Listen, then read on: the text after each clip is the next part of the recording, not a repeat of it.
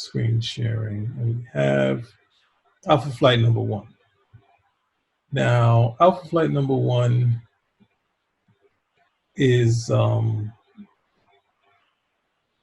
can I say about this? This actually was a very successful book. Now, there's a Marvel Age cover that's similar to this, which everyone would like, and this would show the sort of contrasts at this period for Byrne. Byrne was synonymous with Terry Austin, but there's a cover of the Alpha Flight that people like a lot better than this one inked by Terry Austin. So I don't think people really kind of connect with that. They just think the other cover is better. But ultimately, you could see that Terry and Byrne, not necessarily drifting that much, but the sort of days where they were just synonymous were kind of over. But it's a cool intro to the Alpha Flight and the 2 new characters that show up in here. Now, ultimately, if I go through this book, you know, where the other story ended with the X-Men, this one starts. And Department H has kind of been shut down. And Vindicator's kind of out of it. He hasn't let everyone know that it's over with, but this kind of did. And he kind of goes through a little bit of history in this. What else could I say about this? But here's some hints of stuff that's going to happen later. So if you're paying attention to this book, some of the story elements are going to come back later. Because there's an Alpha Flight, then there's a Beta Flight, where we see 2 of the new characters that are going to pop up later. And then we have the Gamma Flight. These characters that we can barely see, but we don't know anything about them yet. So these characters in the Beta Flight look cool. We don't know anything about these, but pay attention. There's going to be a mystery that's going to show up within the series that you can't forget. So with that said, it's kind of over for the Alpha Flight, but obviously this suit is, is James McDonald Hudson's suit. You see people taking everything apart. And then here's where the major plot happens, where this character brings forth Tundra. And you can see the impression, everything is set up. But then in this story, all the Alpha Flight is kind of being brought in to deal with this stuff. They're slowly, separately. And then you get some hints of that. And just quickly, I don't want to go through every issue, but there's one thing I want to get to is here with Heather. So there's another major plot point where we get to see Heather again. They're definitely in love, and he's kind of a little bit happier. He goes out to deal with the situation, but then he tells Heather there's no Alpha Flight.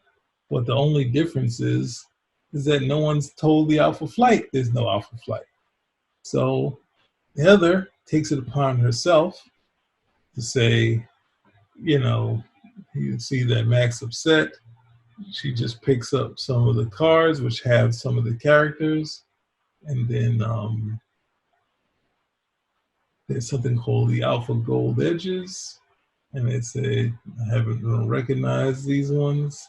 Oh, these are some of the betas that are ready for the first team. And then, of course, she activates them. So she's almost a catalyst to the series.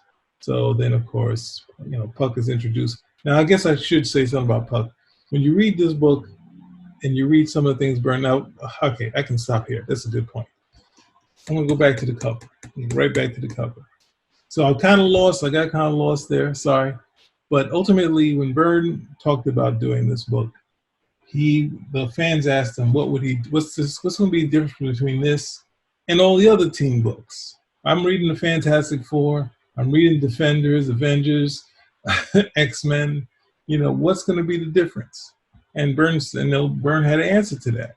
So the answer was going to be a team with solo stories. They basically be on solo missions, right? You wouldn't see them together all the time, but for the big stories, they'd get back together. And ultimately, the book was very successful. I think it was 600,000 readers on the first issue. It went down a little bit after that, but if you look at some of the things in, like, I think was it Amazing Heroes, some of the top 100 issues, Alpha Flight, even while Secret Wars was going on, was still one of the top 10 books for in comics. So that's a big deal. It said that even Byrne thought that it went down in sales, but it didn't sell 600,000. It didn't have 600,000 readers every issue, but it was one of the, like, in the top 10 books in Marvel. So with that said, what is it? With that said, this issue is the first time they would be together, and Puck is introduced, and you see this guy with hairy arms and hairy legs. We were thinking we're going to get definitely a Wolverine type character, because I don't want to give away anything. I want you guys to read this stuff rather than me tell you everything. I'm just giving you an overview of the Alpha Flight. Now the next issue, we just have them in a training exercise. Now this issue is very similar to Teen Titans #1, the Baxter edition. That one has a training issue that leads to something terrible happening to one of the characters by a person on the team, and it leads into the next story, which is the same thing that happens here. And this happened first. Now, when I was a kid, I went to the comic store, and when this issue 2 came out, the guy in the comic store at Avenue H Comics, I'm not sure if they were in the flea market in Brooklyn, but this issue is like a training issue, and then when the New Mutants came out and it was training issue for the first issue, I was like, he's not saying anything. Well, so at this point, one of the things you realize is a lot of fans and a lot of people in the know kind of were very critical of most of the stuff that Byrne was doing. But this issue is the issue where we think we're going to get some time with Puck, and we find out that Puck is not Wolverine. He is totally not Wolverine. There's no chance that this guy could be Wolverine. And his interaction with Marina is like almost like an uncle. We only get to see a little bit of him here, but that interaction is sort of saying that he's like an uncle.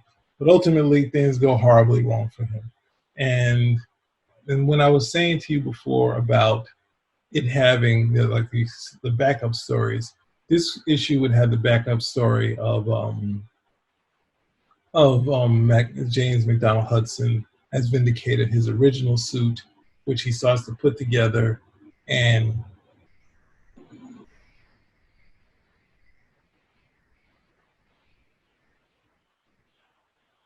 he puts his original suit together, which is a lot bigger. You have to read this your own, but they're going to use his suit as a weapon.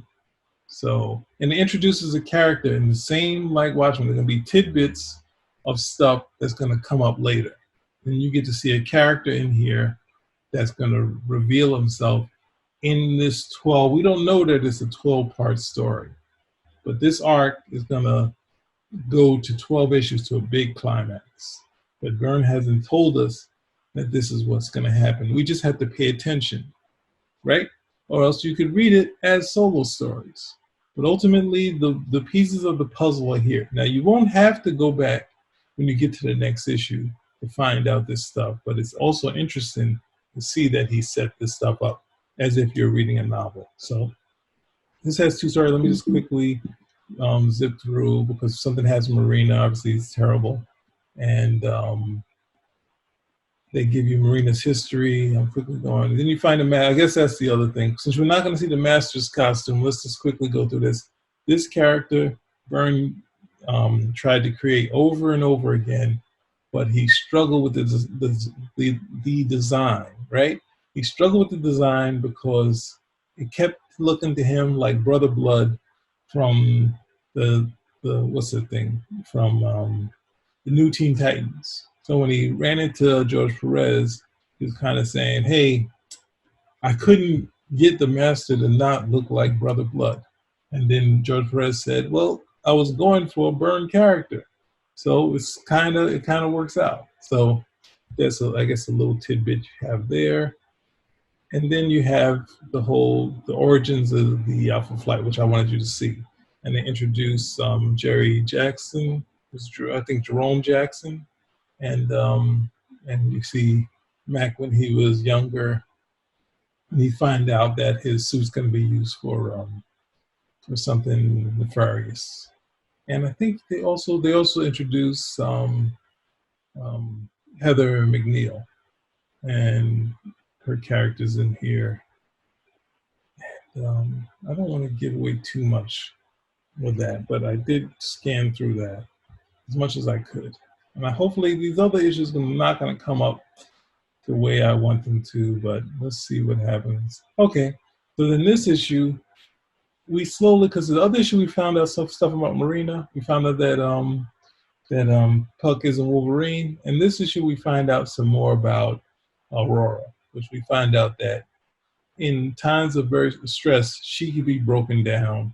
And then we get to see, as we saw in issue 1, her multiple personality.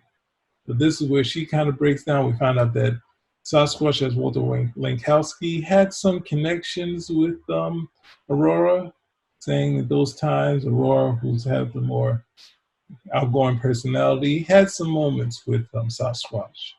And then we see Snowbird is actually done through Snowbird's power, where she gets to see the past.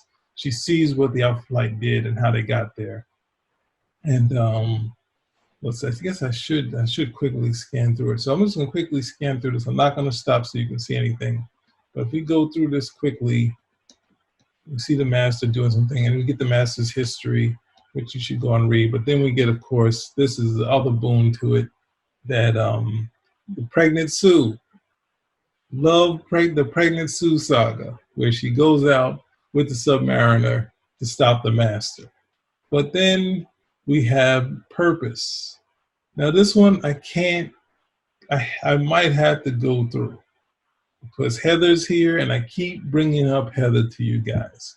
Now I'm almost like the who passed Denny O'Neil. Denny O'Neil was a big fan of Heather Hudson. She's Heather McNeil. She's here, and this is, of course, introducing you to her, where she kind of picks Mac up from sitting on there being a sad sack, and gives him purpose, as the title says. And then she's there. He makes no bones about it. And then next thing you know, she comes up with a way for things to work out, since she knows too much. And then, of course, she's younger. This also adds to the plot. This adds to the drama. It's not supposed to be like, hey, I'm trying to sell you on something. This adds to the drama, that there's a connection that he really didn't try to look at, but then she's kind of forcing it. And then, of course, she can't say anything. They make the deal. The deal's going through. And this, I had to do it, because we had this thing that was introduced from the X-Men, that Heather and Mac are sort of the people who've taken care of Wolverine. And this is the original origin, where they somehow helped Wolverine out, and they sort of have a family unit with Wolverine. And you can see who is it? Who's named Guardian now. He's changed his name to Guardian. And there's some issues. People say, why instead of Guardian? How they were allowed to use Guardian, because at the same time, All-Star Squadron, they brought back the Guardian that Kirby created, because they were like, oh no, Byrne is taking the name and he's using it for Marvel. How could he do this? And he's using it because I think the theme to the Canadian anthem is "Stand on guard for thee," that sort of thing. They didn't like Vindicator. But there's another piece of the puzzle to this thing of what's going on. If you're following the story, like there's already a Guardian over in the DC land. So they both have characters named Guardian. I don't know. And the DC people were kind of like, how's Byrne doing this? So I just wanted to see this. But this is the original origin, where they find Wolverine, they set him up, they give him these claws, but this was changed after Byrne was gone. So I just wanted to, this is the only one I know I wanted to go through some of the stories. I'm going to try not to go through all of them. because and this, of course, the master, it only gives you a tidbit of what he can do, but it ends on sort of a powerful note that Marina is going to get some help. You get some more of the history, and in this issue, what's the backup story in this? This one we got. I mean, you got Pregnant Sue. I gotta go to Pregnant Sue. This is the best Sue ever. Like, this is the Pregnant Sue saga. I had to do my own thing where I can get into every bit of spoilers, but you can't get past the Pregnant Sue saga. It's the best story in comic books.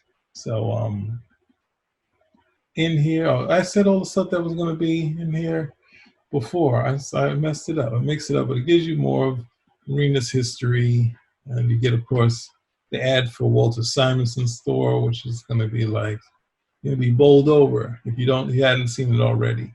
All this great art.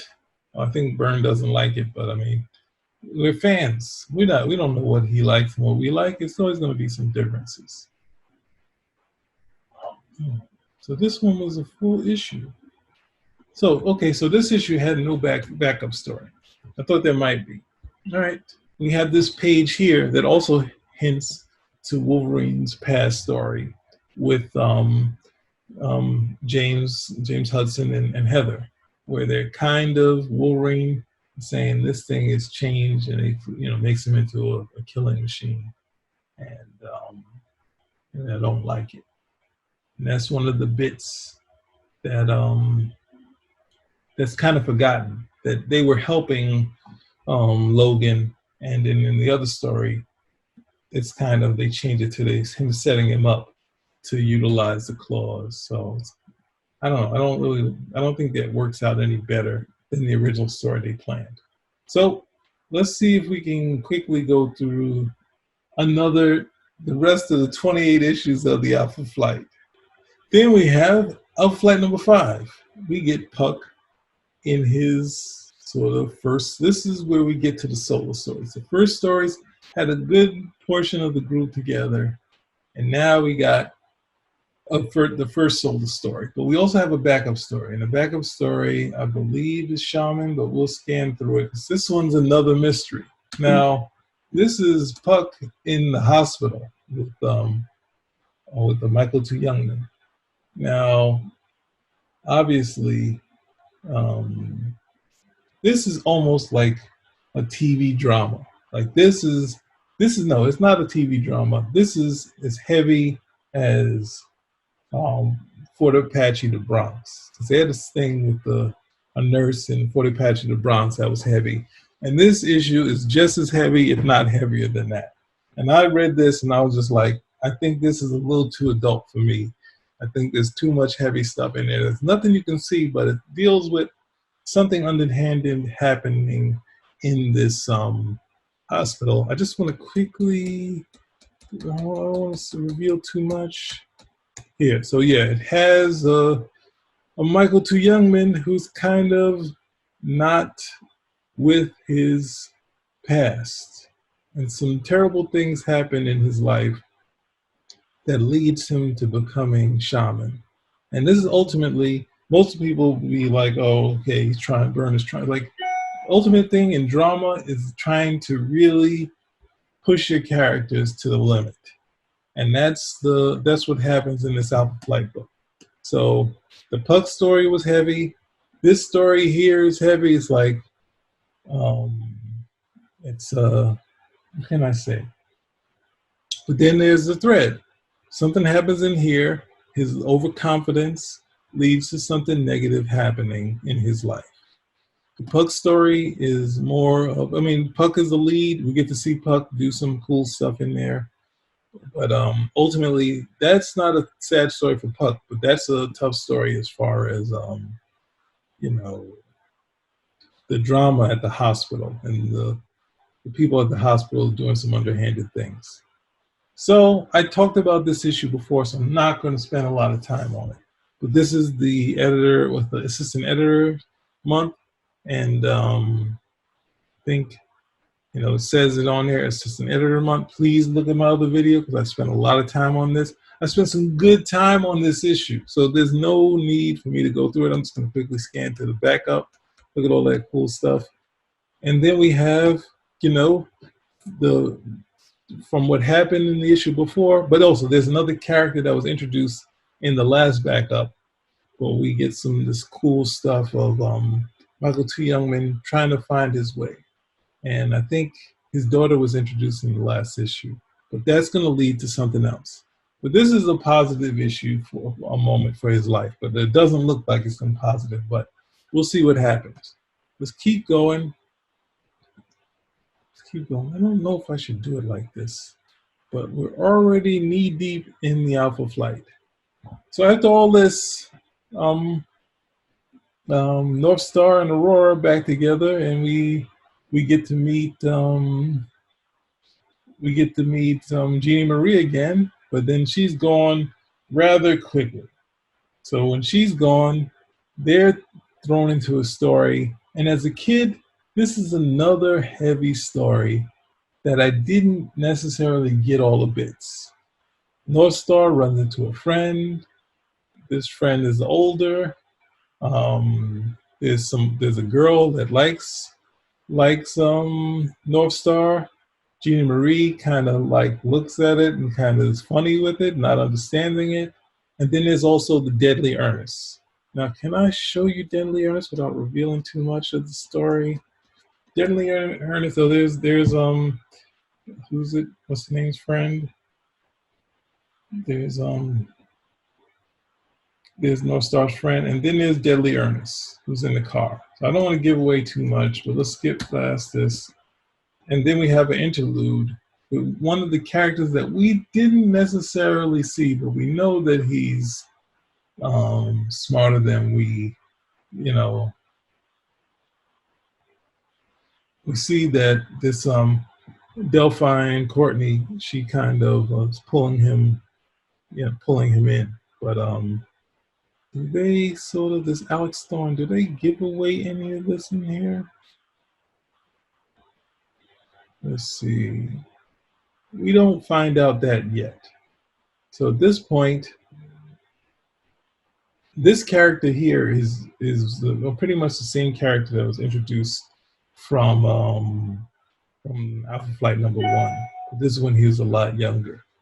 And it leads, this story, the child to be born, this is going to lead into Snowbird's origin. So I might have to do something to this so you don't see that stuff. But that said, we get the solo stories are rolling. There's going to be a 2-part to this. It's going to be, and this one, you look at the cover, you look at what's happening. We know what happened.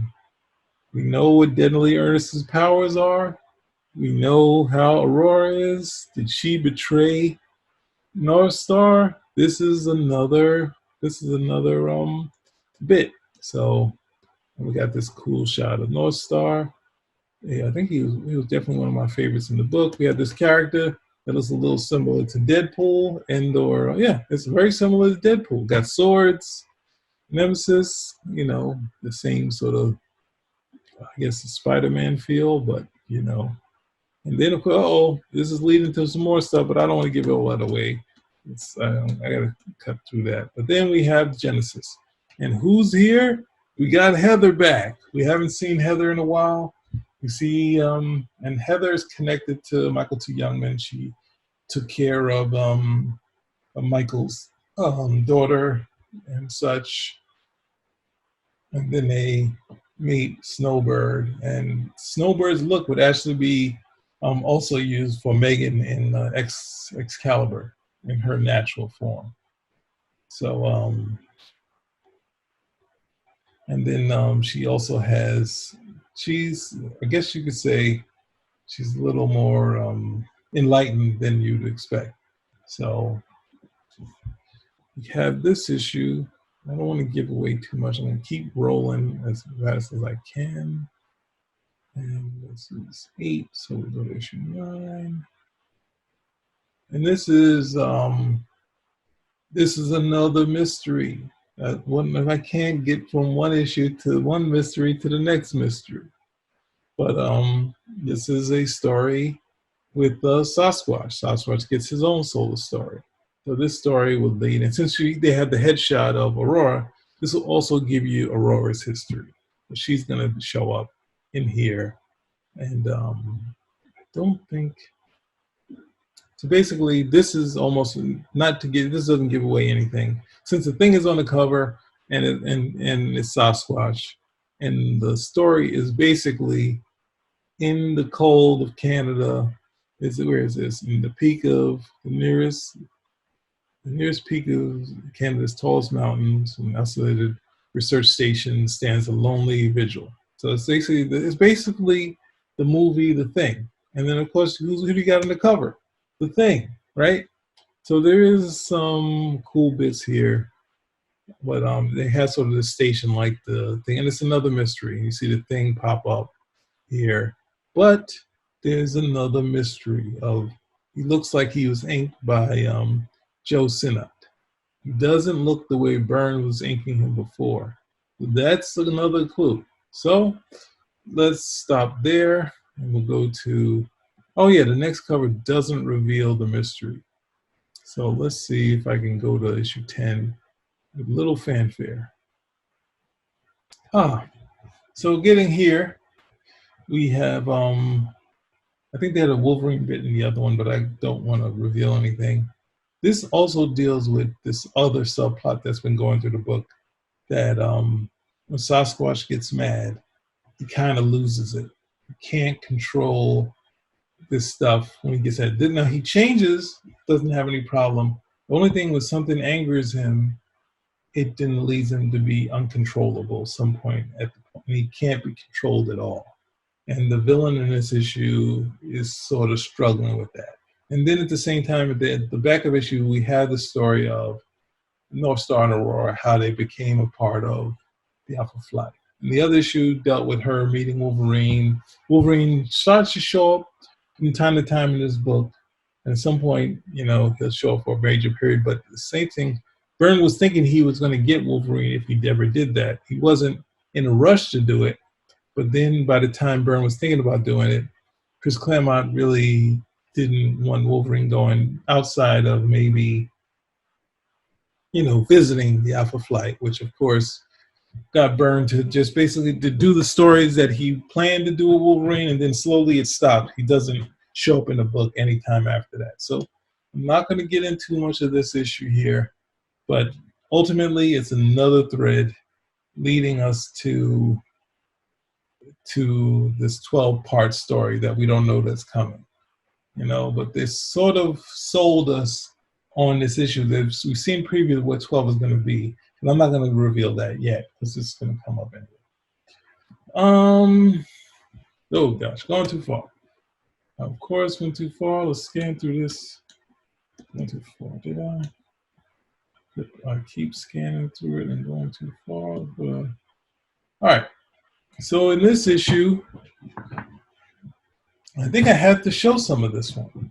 This one has elements leading Guardian to leaving Canada altogether and getting a job in New York, right? And this deals with a character that we didn't know that was around. So we see Delphine, who was introduced, and ultimately he wants to get in contact with Guardian, but he can't.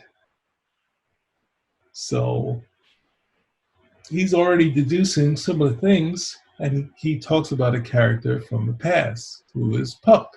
So it's like, uh-oh, he needs to contact the Alpha Flight, but there's no one there to get in contact to. So then we get to see who this guy is, who is in the Beta Flight, and he tells us that it's going to be this character we saw just in a small panel of the first issue. So they're kind of wrapping things up, getting ready to move on. We get to see they're trying to figure things out. And Heather goes out. Everything's happening at, regretfully, the World Trade Center, and but nothing terrible happens to the building. And then we get to understand that these characters that Delphine's been connecting are actually the beta and gamma flights. So they're being put together, and then we get to see all these weird characters. Diamond Lil, we saw Smart Alec, we see Flashback, you see, and then we see Wild Child. And Wild Child is sort of takeoff on, what was it? Sabretooth, something that Byrne did with drawing his faces, because sometimes Byrne draw very flat faces. So he did that with Sabretooth, and then with Wild Child, he's gone even further, making him really look distorted and crazy. And he's very, he's even worse than what we think Wolverine is. So they tell us who these characters are, but they also say there's an influencer, something to bring out the worst in these guys. And we also have Box, who's there, and he's on the fence, but we don't know if that affected him. And then we get to see a character who was introduced from issue 2, Jerome Jackson, right? So then all of this comes together. And do I want to go any further? Well, we know that, well, I guess I should. We kind of see them on the cover. I guess I will go a little further. Once he sees this, he sees Jerome Jackson. He knows everything. He knows his wife is in trouble. The whole thing is a mess. And then when he goes into the World Trade Center, he runs into the Omega flight. So they've all been turned, and they're all there to kill Guardian, right? The next story is about how Walter Lankowski becomes Sasquatch. And it's similar, look at the setup, it's similar to how the TV Hulk is set up, a controlled gamma experiment. And we get to see some very cool visuals. I think it was used for an album. So let's remove that for a second. And no, I don't want to remove that. I keep messing up. Sorry, guys. Let's go back to my... Let's go back to this. Let's open. Going into our handy dandy. Oh no, see, I've already shown you too much. Now, I don't want to give away, I don't want to give away this issue yet, but because this issue is ultimately, right here, this issue is ultimately spoiled by the guys in the comic store. But we can't get around it. This is where the spoiler, I've done everything I could to keep this 12 parts a mystery going forward. But I can't get around this one, so we have to go through this one. So when I read this, I worked the reverse way.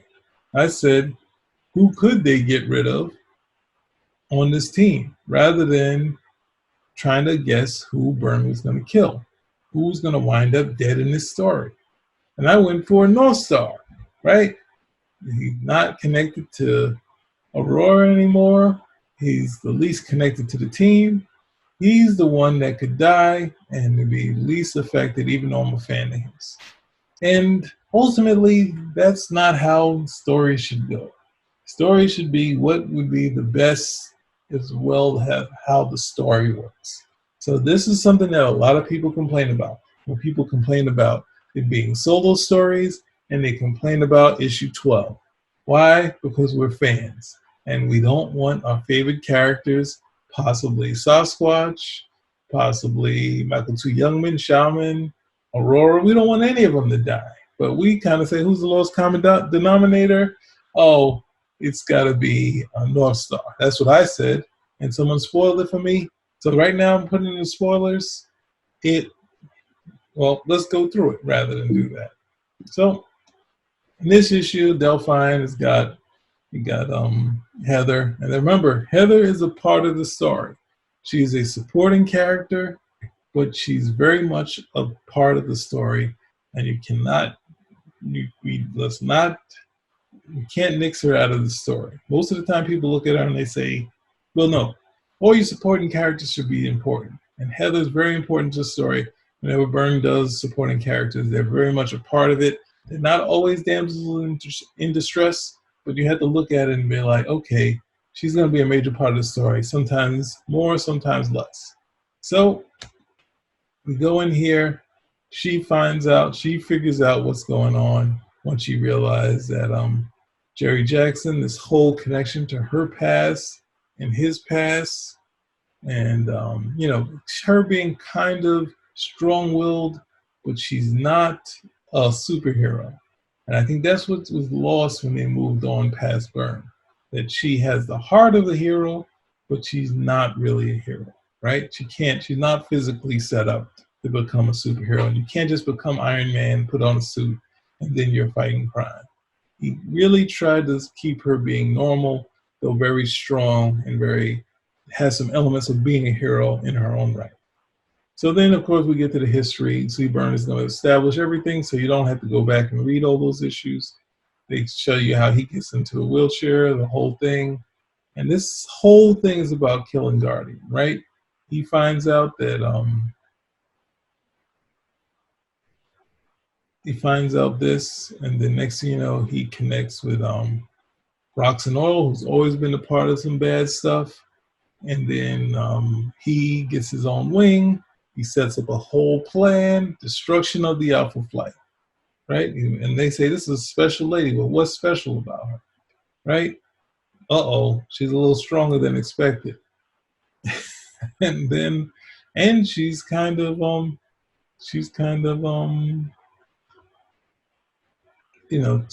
Heather kind of, this part where the villains are kind of saying, the betrayal, and the next thing you know, basically that she doesn't know the whole story. And then the fight goes on. Heather's in there and she's going to fight, but at the same time, there's a surprise. So I'm going through all this because there's a lot of bits that I've already established just by the little bit I've talked to you about. So then at this point, Aurora and Sasquatch are together. And, then of course Puck's hinted on the Brass Bishop, and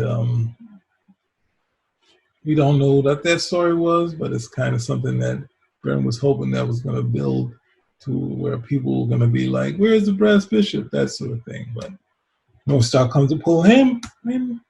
Marina's not ready for battle because she's hanging out with the Submariner. And then we have, of course, a la Marvel, the characters fight. This whole setup that North Star is in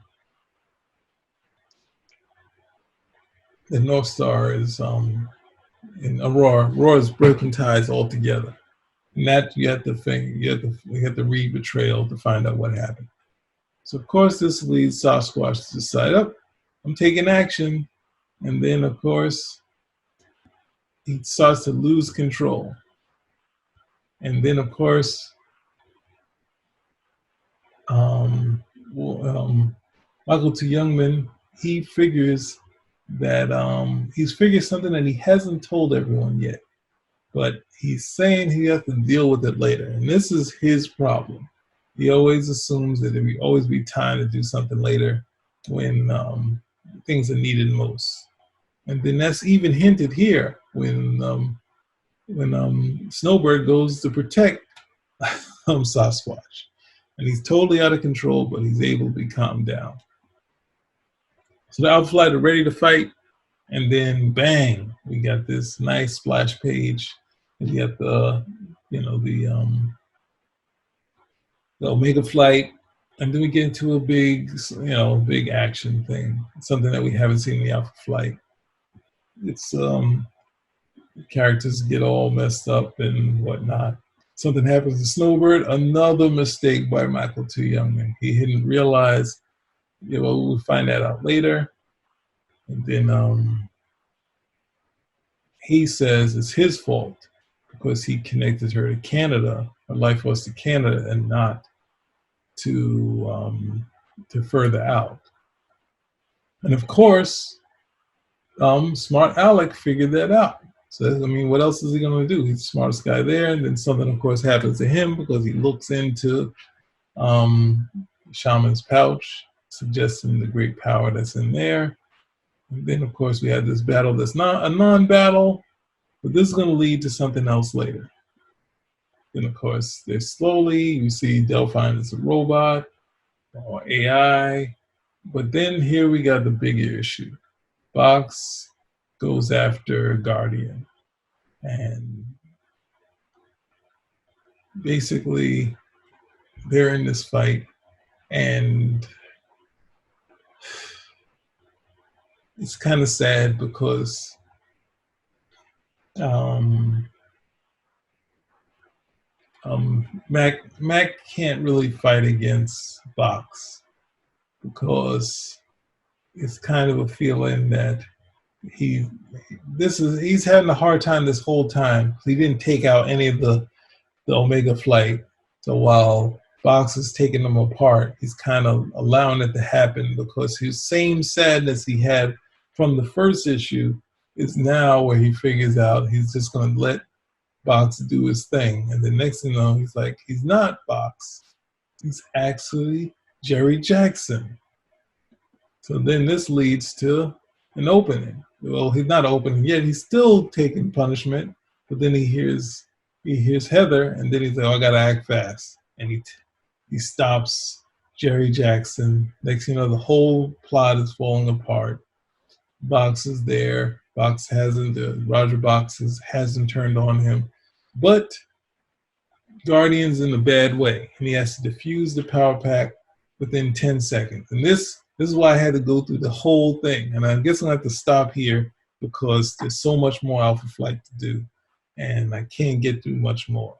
But when we get to this issue, 10 seconds, we get this dramatic moment here where we actually get to see Byrne, something he played with when he was younger, and he perfected it here, figuring out how to do time on one page.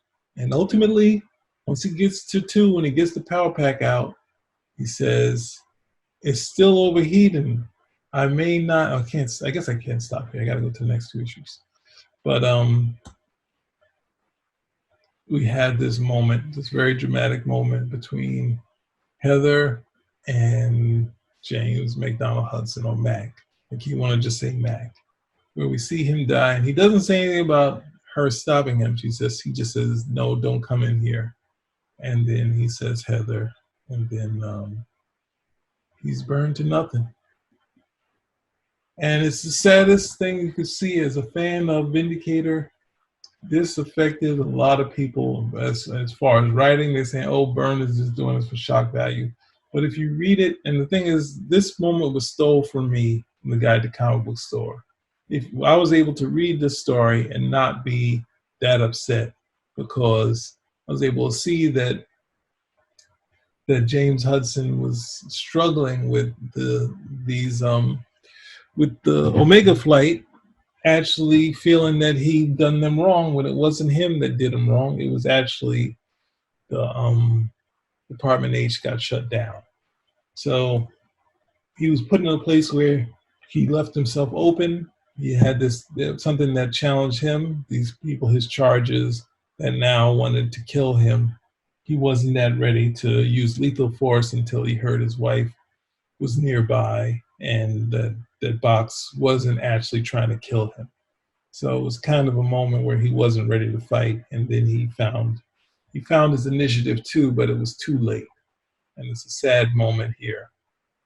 So I guess I want to do one more issue, which is one of my other favorite issues, which is issue 13. Well, Wolverine appears, or so we think. So this issue, Heather makes it up into the heads of all of the characters. So we get to see that the Alpha Flight characters are pretty, but this is the first time she gets on the cover. And it's not going to be the last. But I think there's maybe 4 or 5 covers that she's on. But she, the focus shifts.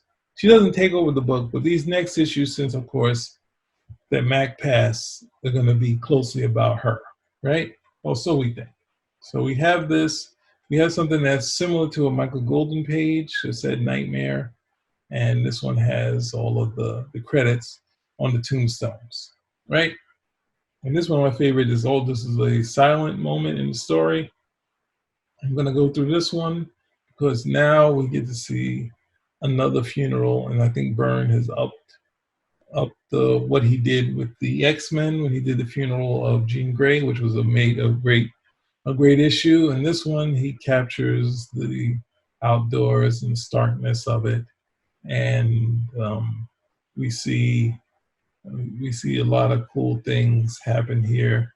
We also see Aurora, who's hinted that she came on to James McDonald Hudson from time to time. They kind of have a moment. And then, of course, North Star is North Star. He's like there, but you know how he is. He's a little worse than Quicksilver, so I'm okay that there's similarities. And then Puck is, of course, there. And we see how small Puck is, way shorter than Wolverine. But who's there? Wolverine, and Wolverine isn't ready to, join the fray. But he's there. He's gonna walk over to Heather, but something happens. Oh no! He comes back. Wolverine is there. And then ultimately, Wolverine, and this we get to see Byrne doing Wolverine again, a full, him in his cool jacket and his claws and regular clothes, but still recognizable as Wolverine, which is one of the things Frank Miller always said was one of the Byrne strong suits. And then he basically takes out Wolverine, and then goes after Heather. Heather, of course, has this moment where all women do, where they fall out. She's running, but then, of course, Matt gets her, but it's only a dream. And then, of course, Michael T. Youngman is there. She's basically broken. We have Puck. It's a very sad issue. All the good stuff we got. Wolverine is all a dream. See that Smart Alec, there's nothing they can do with them, so they hold them in the pouch for now.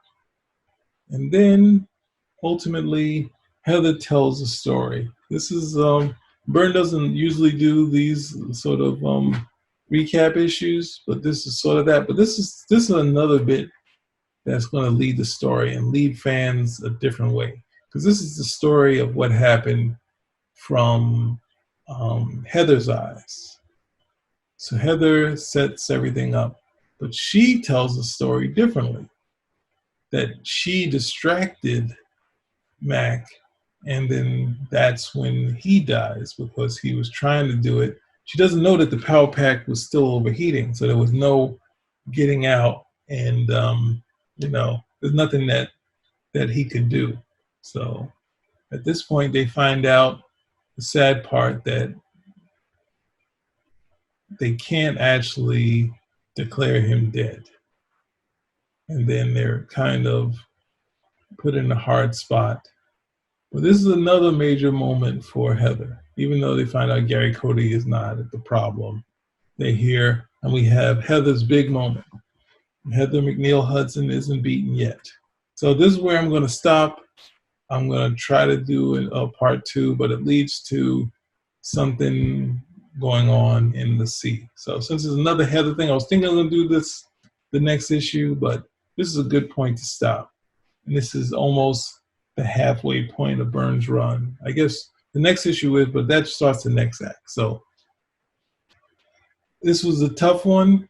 I should have just done all the Alpha Flight's first issues as the start, but we'll see how long this is, and I might have to break it up. So let's stop here. Thank you for watching, and please come back for the part 2 of Byrne's run. There's so many stories in here. I had to deal with some of the things and give you some spoilers because ultimately this is the stuff that people complain about. Why weren't they a regular team, and why would they lose the major first character when at the same time, we'll see how the book develops without Guardian. That's an important thing.